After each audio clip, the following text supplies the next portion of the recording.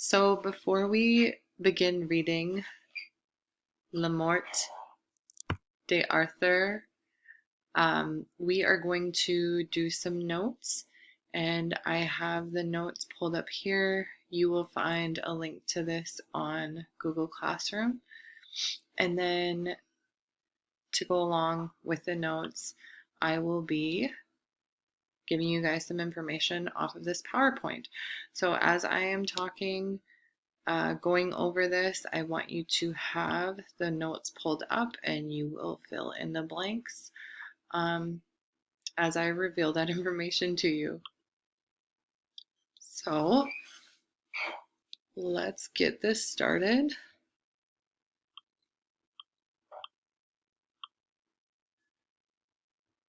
Okay, Le Morte d'Arthur is by Sir Thomas Malory. This translates to the death of Arthur. So let's talk about Sir Thomas Malory first. There is some debate over who wrote the legends of King Arthur.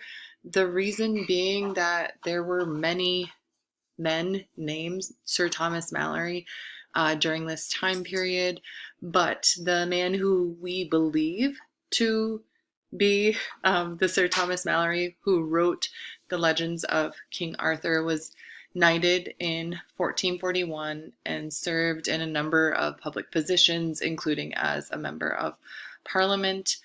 After 1450, he seemingly became a professional criminal.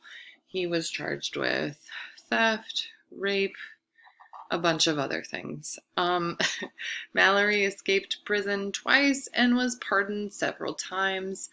This shows how powerful his status of a member. I put nobility on your sheet.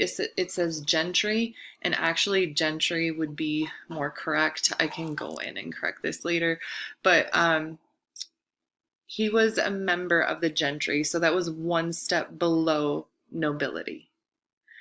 So, and over here, sorry, I'll use my clicker here. Over here, I have basically the structure of feudalism, which is what was popular at the time. So you have the Pope, the church, monarchs, nobles, and then the knights. And that's where he would have fallen into. And then, you trickle on further down all the way till you get to the serfs and the peasants. Malory wrote Le Morte while he was imprisoned between 1469 and 1470. He actually died right after in 1471, but this was not published until 1485. His Legends of King Arthur. So who is King Arthur? He is a medieval mythological figure who was the head of the Kingdom of Camelot and the Knights of the Round Table. It is not known if there was a real King Arthur. There's some debate around this, but it's believed he may have been a Roman-affiliated military leader who successfully staved off a Saxon invasion during the 5th to 6th centuries. I don't know. I find it interesting that there's still debate over if there was a King Arthur. Background. So this is Sir Thomas Malory. This is the mythological King Arthur here. Although King Arthur strived to keep structure and order as king, betrayal by the people closest. Oof. Dang, I'm coming up with a lot of typos. I think I did it right on your sheet, though. Betrayal by the people closest to him eventually led to his demise. His mother was named Ingrid. His father was King Uther. His mother was married to another man, Sir Ector, and Arthur grew up with his foster father in secret. So by this times, I don't know, what I'm trying to say is King Arthur would have been considered a bastard because he did not have claim to any thing in his lineage, right? A magician named Merlin thought it would be best that no one knew that King Arthur was the son of King Uther. I hope some of this is starting to sound familiar to you. Maybe you're thinking of different tales or different movies, things of that nature that King Arthur and the legends have contributed to. Arthur eventually became king because he pulled a sword from a stone. As king, Arthur was successful at defeating many enemies. Arthur helped many people, including his Knights of the Round Table. Merlin the magician helped Arthur in battles. Oh, let me go back one here. Okay, this movie, I don't know if you guys have ever watched it. I used to watch it when I was a kid all the time. So The Sword and the Stone, really popular. It came out in 1963. I'm sure it's been remastered and redone since then. But yeah, really cool cartoon version of this element of King Arthur's tale. Okay, let's go back. Am I in the wrong one? Nope. Okay. So King Arthur is one of the most famous literary characters of all time. The Arthurian legend of the Knights of the Round Table, the quest for the Holy Grail, Camelot, Merlin, the love affair between Sir Lancelot with Guinevere has inspired many literary, musical, and other artistic works for centuries. This last one right here, the love affair of Sir Lancelot with Guinevere, the story we're going to read, Morte d'Arthur, deals with this one heavily.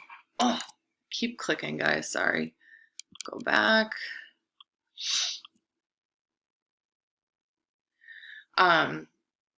Moving on, there have been countless films, books, operas, games, toys, TV shows, plays, graphic novels that are either retellings or inspired by Arthurian legend.